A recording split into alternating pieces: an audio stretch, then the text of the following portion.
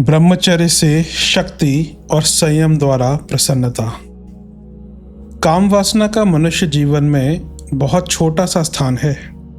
प्रकृति ने उसमें एक आनंद इसलिए भर दिया है कि सृष्टि का क्रम चलता रहे, परंतु आधुनिक सभ्यता और उसके विचारक काम प्रवृत्ति को ही सब कुछ सर्वप्रधान मानने लगे हैं।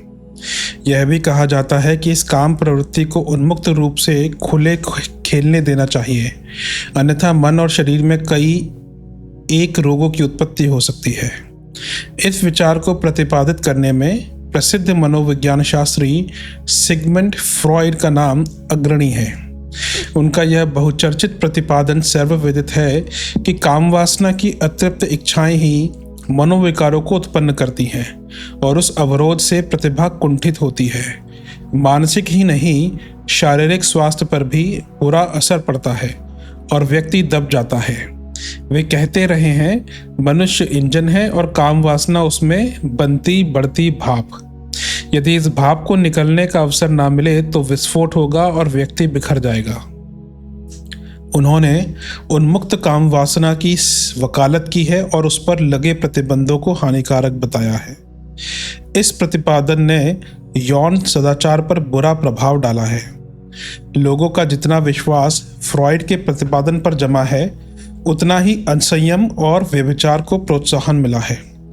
सुशिक्षित वर्ग में तथाकथित मनोविज्ञान के आधार पर यह मान्यता जड़ जमाती जा रही है कि कामिच्छा की पूर्ति आवश्यक है, उसे स्वच्छंद उपभोग का अवसर मिलना ही चाहिए। संयम से शारीरिक और मानसिक हानि होती है।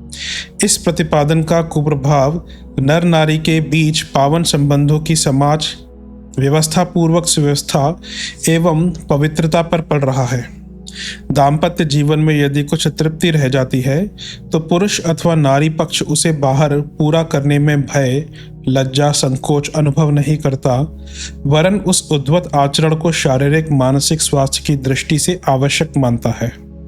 यह व्यभिचार का खुला समर्थन है। दाम्पत्य मर्यादाओं को फिर कैसे स्थिर रखा जा सकता है? अविवाहित या विधुर व्यभिचार पथ पर प्रवृत्त होते हैं तो उन्हें किस तर्क पर समझाया जा सकेगा? फिर जो छेड़छाड़ और गुंडागर्दी की अश्लील शर्मनाक घटनाएं आए दिन होती रहती हैं, उन्हें अवांछनीय या अनावश्यक कैसे ठहराया जा सकेगा? फ्रॉइड का शास्त्र दूसरे शब्दों में व्यभिचार शास्त्र ही है, जिसे मनोविज्ञान में दार्शनिक मान्यता देकर समाज व्यवस्था पर कुठाराघात ही किया जा रहा है। एक तो वैसे ही पशु प्रवृत्तियां यौन उच्च श्रृंखलता की ओर प्रोत्साहित करती थीं। सामाजिक परिस्थितियां भी उसी ओर आकर्षण बढ़ाती थी।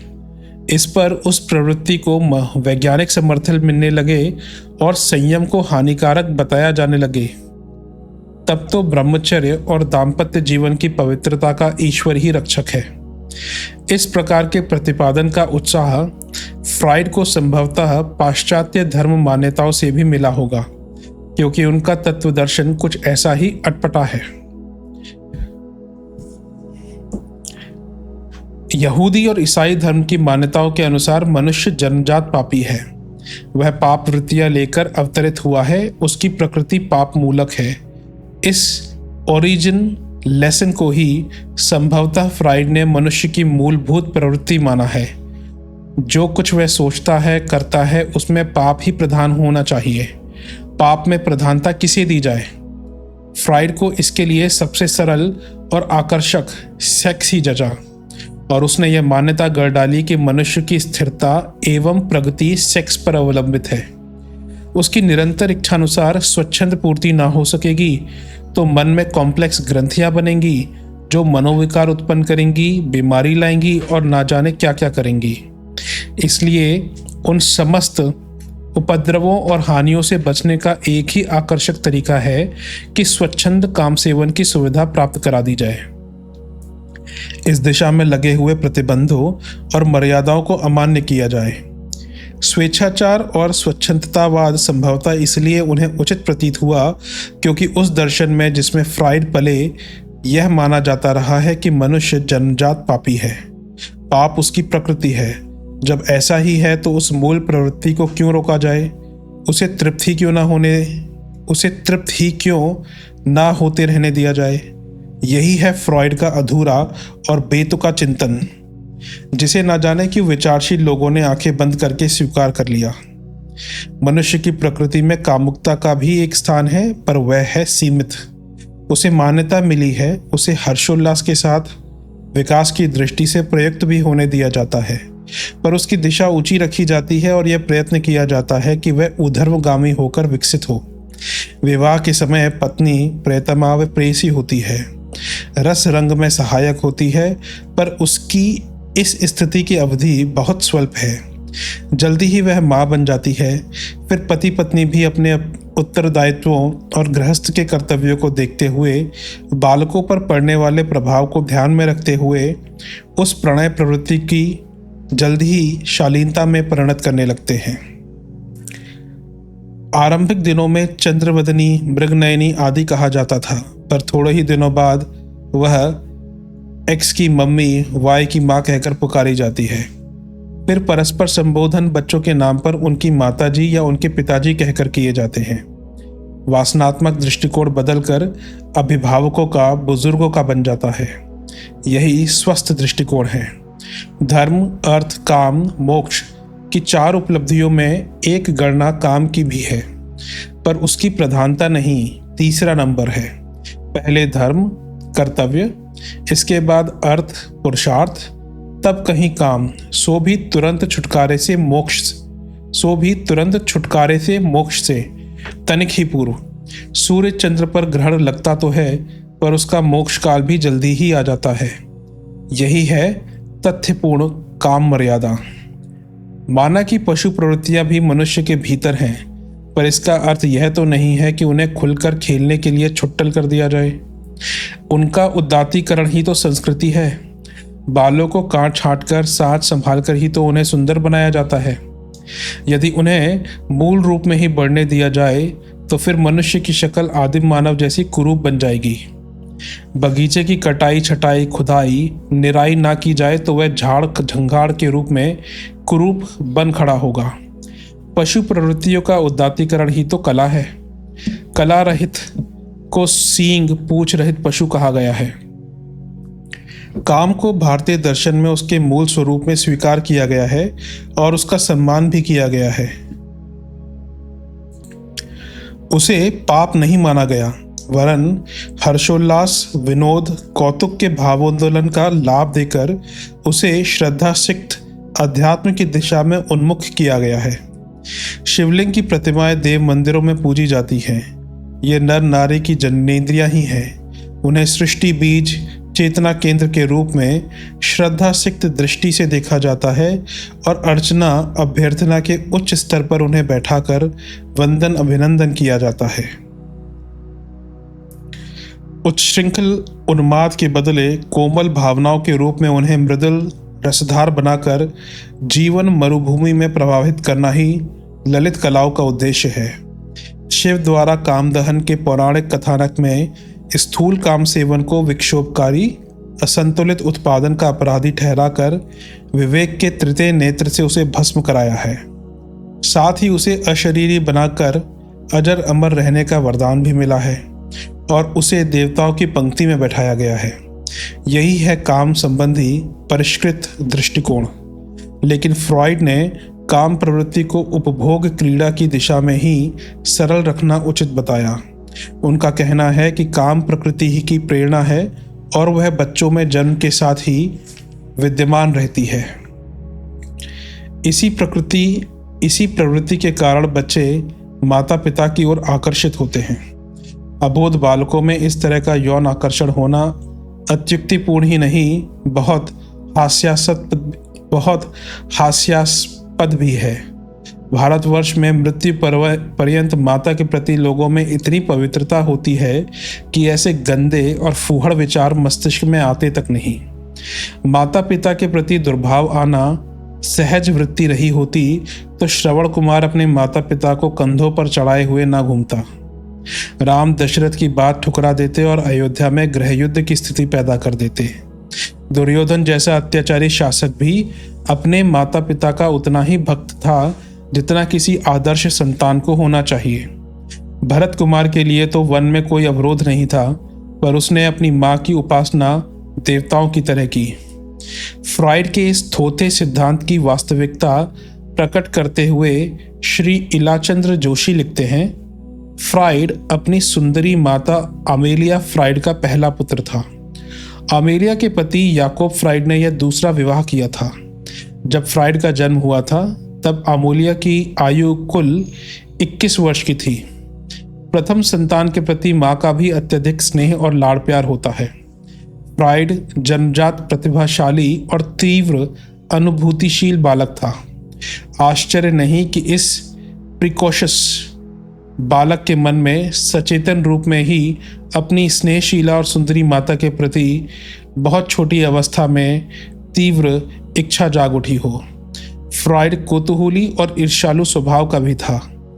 पिता उसे कई बार डांटता भी था, इसलिए पिता के प्रति दुर्भाव हो जाना स्वाभाविक ही हो सकता है।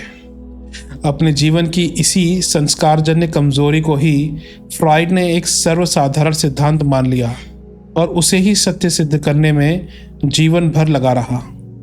मनुष्य जीवन की साधारण गति अधोमुखी होती है, सो उसे समर्थक भी मिलते ही गए और देखते ही देखते फ्राइड के सेक्स ने सारे पाश्चात्य समाज को अपनी कुंडली में बांध लिया। प्रवृत्तियां और भी हैं। ऐसा नहीं समझा जाना चाहिए कि मनोविज्ञान के कर्ता धर्ता केवल फ्राइड ही हैं। उन्हीं की तरह दूसरे अन्वेषक भी हुए हैं और वे भी शोध कार्य में इस क्षेत्र के अग्रणी समझे जाते हैं।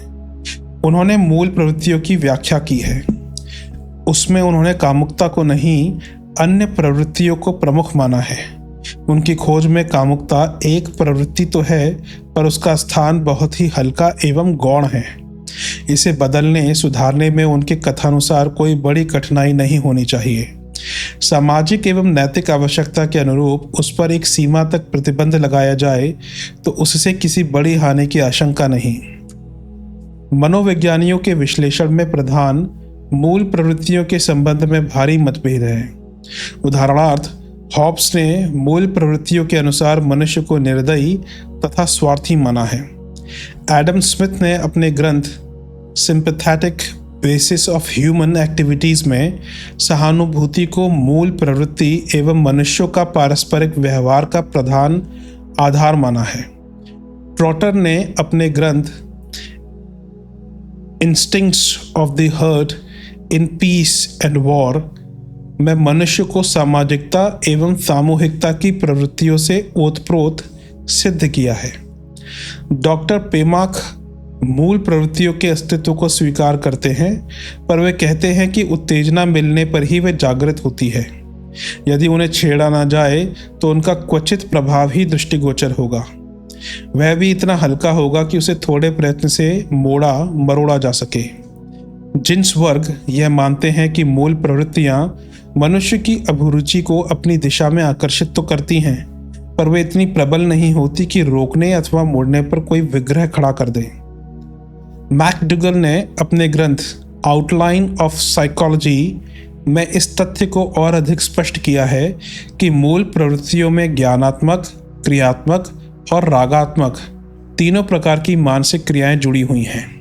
फिर भी वे शरीर मस्तिष्क को चलाने वाली स्वसंचालित सहज क्रियाओं जैसी नहीं। रक्ताभिसरण, श्वास प्रश्वास, आकुंचन प्रकुंचन जैसे अपरिहार्य उनका वेग नहीं है। वे परिवर्तनशील हैं और सुधारी जा सकती हैं। शहद की मक्खी में छत्ता बनाने की जो प्रवृत्ति है वह सहज क्रिया है, पर कुत्ते की मूल प्रवृत्ति जहां भी आहार मिले वहां से झपट लेने की बदली जा सकती है। उसे लिखा पढ़ाकर शिष्ट बनाया जा सकता है और रोटी पाने के लिए उपयुक्त अवसर की प्रतीक्षा करने के लिए अभ्यस्त किया जा सकता है।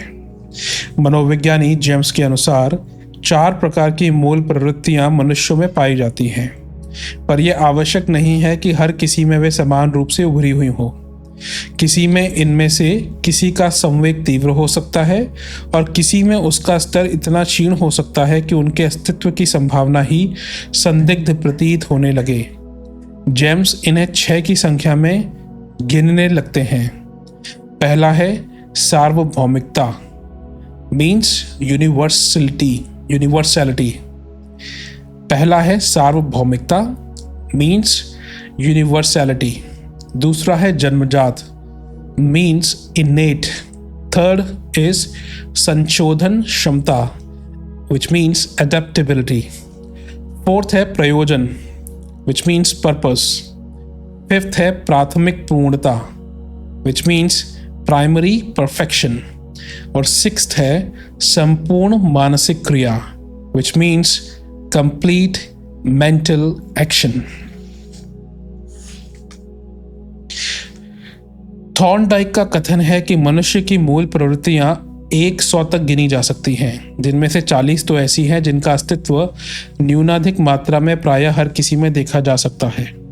डॉक्टर बर्नार्ड ने अपने अ स्टडी ऑफ सोशल साइकोलॉजी ग्रंथ में लगभग उतनी ही संख्या में मूल प्रवृत्तियों की गणना की है जितनी की थॉर्नडाइक बताते हैं।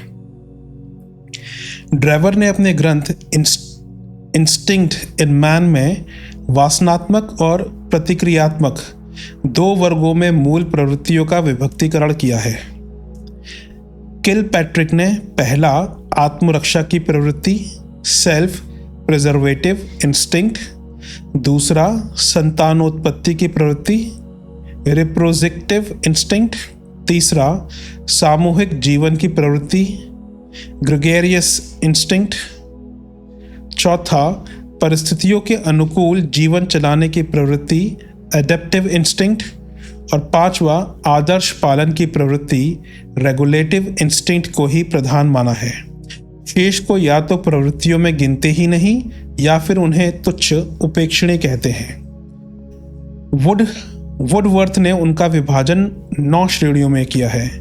पहला है आंगिक आवश्यकता, दूसरा है काम प्रेरणा, तीसरा है पलायन प्रेरणा, चौथा लड़ना, पांचवा अनुसंधान, छठा विनोद, सातवां सामाजिक चेतना, आठवां संस्थापन और नवा विनीतता।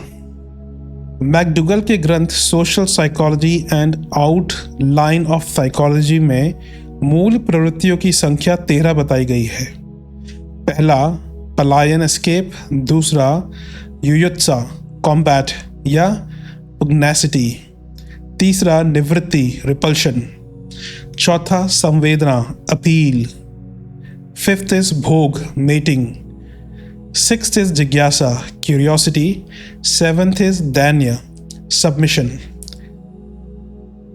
अरिसेक्स, एट्थ आत्मगौरव सेल्फ इमर्शन, नाइन्थ सहजीवन ग्रेगरियसनेस एंड 10th आहारान्वेषण फूड सीकिंग, 11th संचय एक्विजिशन और 12वां विधायकता कंट्रास्टिक्टिवनेस और 13वां है हास लाफ्टर। मनःशास्त्री वेब्लोनिस्की का कथन है कि मनुष्य की मूल प्रवृत्तियां इतनी अधिक हैं जितना अनंत आकाश। उन्हें गणना की सीमा पर सार्वभौम कहना चाहिए। सार्वभौमिकता भूख प्यास निद्रा जैसी उन प्रवृत्तियों को कहते हैं जो समस्त विश्व के मनुष्य में एक समान पाई जाती हैं। जो समस्त विश्व के मनुष्य में एक समान पाई जाती हैं। जन्मजात वे हैं जो बच्चों में जन्मते ही साथ आती हैं। दूध चूसना अंग संचालन आदि। समायोजन की क्षमता का तात्पर्य है परिस्थितियों के अनुरूप उपाय खोजना और अपने को ढालना। प्रयोजन किसी सामयिक आवश्यकता की पूर्ति के लिए सहज बुद्धि से तत्पर हो जाना। संपूर्ण मानसिक क्रिया का स्वरूप है विपत्ति सामने आते ही उसका सामना करने के लिए हर अंग का क्रियाशील हो जाना। शेर के सामने आते ही मुंह से चिल्लाने, हाथों से पत्थर उठाने, पैरों से भागने जैसे बहुमुखी क्रियाकलाप का एक साथ तत्काल आरंभ हो जाना। जिज्ञासा, संग्रहशीलता, अहमन्यता का प्रदर्शन, दूसरों की तुलना में श्रेष्ठ सिद्ध होने की इच्छा जैसी अनेक अन्य प्रवृत्तियां भी ऐसी ही हैं जो न्यूनाधिक मात्रा में हर मनुष्य के अंदर विद्यमान रहती हैं। मनःशास्त्रियों के अन्यान्य प्रतिपादनों को देखते हुए फ्राइड के काम स्वेच्छाचार का प्रतिपादन बहुत ही बचकाना और एकांगी प्रतीत होता है। खेद इसी बात का है कि ऐसे अधूरे और अवांछनीय निष्कर्षों को अग्रिम पंक्ति में बैठाने की ऐसी भूल की जा रही है जिसका परिणाम मानव भविष्य को अंधकारमय ही बना सकता है। रेतस को ऊर्ध्वगामी बनाकर जो उल्लास, शक्ति, प्रसन्नता, प्रमोद और आनंद मिलता है, योग शास्त्रों में उसकी बड़ी प्रशंसा की गई है और उसे अनवरत काम सुख से भी बढ़ाकर बताया गया है। यौनाकर्षण तो क्षणिक सुख की प्रेरणा देता है। इस प्रकार की तृप्ति से आंशिक सुख भले ही मिल जाता हो, पर बाद में शरीर और आत्मा की दुर्गति ही होती है। मनुष्य के विचार और क्रियाकलाप सब निग्नगामी होते चले जाते हैं। व्यक्तिगत और सामाजिक जीवन में वे विद्रूप और उपद्रव उठ खड़े हो जाते हैं जिनकी चर्चा इतिहास पुराणों में मिलती है। महाराजा ययाति वैसे बड़े ही विद्वान और ज्ञानवान राजा थे, किंतु दुर्भाग्यवश उन्हें वासनाओं का रोग लग गया और वे उनकी तृप्ति में निमग्न हो गए। स्वाभाविक था कि ज्यों ज्यों वे इस अग्नि में आहुति देते गए, त्यों त्यों वह और भी प्रचंड होती गई और शीघ्र ही वह समय आ गया जब उनका शरीर खोखला और शक्तियां बूढ़ी हो गईं। सारे सुकृत खोए, बेटे के प्रति अत्याचारी प्रसिद्ध हुए, परमार्थ का अवसर खोया और मृत्यु के बाद युग युग के लिए गिरगिट की योनि पाई, किंतु वासना की पूर्ति ना हो सकी। पांडु जैसे बुद्धिमान राजा पीलिया रोग के साथ वासना के कारण ही अकाल मृत्यु को प्राप्त हुए। शांतनु जैसे राजा ने बुढ़ापे में वासना के वशीभूत होकर अपने देवव्रत भीष्म जैसे महान पुत्र को गृहस्थ सुख से वंचित कर दिया। विश्वामित्र जैसे तपस्वी और इंद्र जैसे देवता वासना के कारण ही व्यभिचारी और तपभ्रष्ट होने के पातकी बने। वासना का विष निस्संदेह बड़ा भयंकर होता है। जिसके शरीर का शोषण करता है उसका लोक परलोक पराकाष्ठा तक बिगाड़ देता है। इस विष से बचे रहने में ही मनुष्य का मंगल है। फ्राइड के सेक्स का प्रतिवाद। लिसेस्टर विश्वविद्यालय के मनोविज्ञान के प्राध्यापक श्री डेविड राइट ने अनेक बंदी शिविरों, फौजी संस्थानों, खेलकूद और पर्वतारोहण जैसी सामाजिक, सामुदायिक और राष्ट्रीय संधि के कार्यों में भाग लेने वालों के जीवन का विस्तृत अध्ययन करने के बाद पाया कि उनमें से अधिकांश सामान्य परिस्थितियों में ही संभोग का आनंद लेते रहे। उन्हें उसके बाद विषय भोग की कभी भी इच्छा नहीं होती, जब तक कि वे स्वयं भूतकालीन संभोग का स्मरण नहीं करते या उनके सामने इस तरह की चर्चा के विषय नहीं आते। यदि वे इच्छा न करें अथवा उनके सामने कामुकता भड़काने वाली प्रवृत्तियां न आए तो वे काम वासना के लिए कभी इच्छित नहीं होंगे, वरन मनोविनोद और आहत के स्वभाव का विकास ही होने लगता है। श्री डेविड राइट ने द्वितीय महायुद्ध के दौरान जापानियों, साइबेरिया शिविर में बंदी लोगों तथा अस्पतालों के उन लोगों से जाकर भेंट की जो लंबे समय से किसी बीमारी में आक्रांत पड़े थे। उनसे बातचीत करते समय उन्होंने पाया कि उनमें काम वासना की कोई इच्छा नहीं रह गई थी। तो भी वे न अशांत थे न उद्विग्न, वरन उनके अंतःकरण में से एक प्रकार की शांति और आत्मविश्वास की झलक देखने को मिलती थी। यह आत्मविश्वास अच्छे अर्थों में था कि यदि इन परिस्थितियों से मुक्ति मिले तो अमुक अमुक अच्छे कार्य करें। श्री डेविड राइट के इस कथन की और भी पुष्टि वैज्ञानिक अनुसंधानों द्वारा मिल जाती है। इस तरह फ्राइड के सिद्धांत का लगभग अंत ही हो जाता है।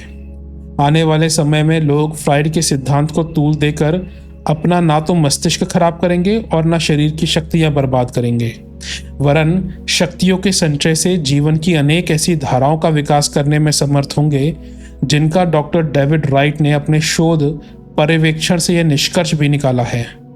काम वासना स्वाभाविक एवं जन्मजात प्रवृत्ति नहीं है, वरन वह सामाजिक जीवन के प्रचलन द्वारा आरोपित है। उन्होंने पशुओं पर किए गए अपने परीक्षणों से सिद्ध किया है कि काम सेवन के अभाव में कोई जंतु हिंसक या समाज विरोधी नहीं बनता, वरन वह अपेक्षाकृत अधिक सौम्य हो जाता है। बंध बनाए गए बैल, भैंसे, घोड़े, बकरे, गधे आदि उन्मुक्त काम सेवन करने वाले अपनी सजातियों की तुलना में अधिक शांत प्रकृति के होते हैं, जबकि फ्राइड का कहना यह है कि मनुष्य को काम सेवन की छूट ना मिले तो वह समाज विरोधी बन जाएगा। यह बात उन्हीं लोगों के लिए सही हो सकती है जो उच्च श्रृंखल वातावरण में रहे हों।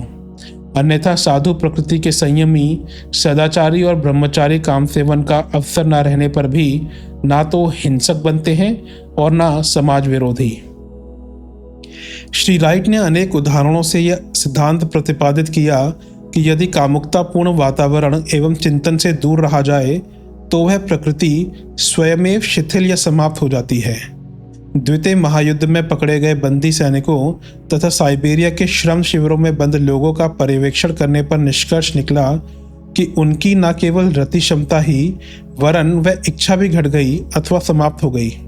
इसी प्रकार उन्होंने किन्हीं महत्वपूर्ण कार्यों में मनोयोग पूर्वक लगे हुए व्यक्तियों के उदाहरण देते हुए बताया है कि उन्हें चिंतन की व्यस्तता में काम सेवन की ना तो इच्छा होती है और ना आवश्यकता प्रतीत होती है। सेना नायक, नाविक, पर्वतारोही, वैज्ञानिक, शोधकर्ता, अध्ययन परायण व्यक्तियों की कामेच्छा बहुत स्वल्प होती है और वह भी तब तक जागृत नहीं होती जब तक कि वातावरण, संवाद अथवा स्वचिंतन से ही उस तरह की अतिरिक्त उत्तेजना ना मिले।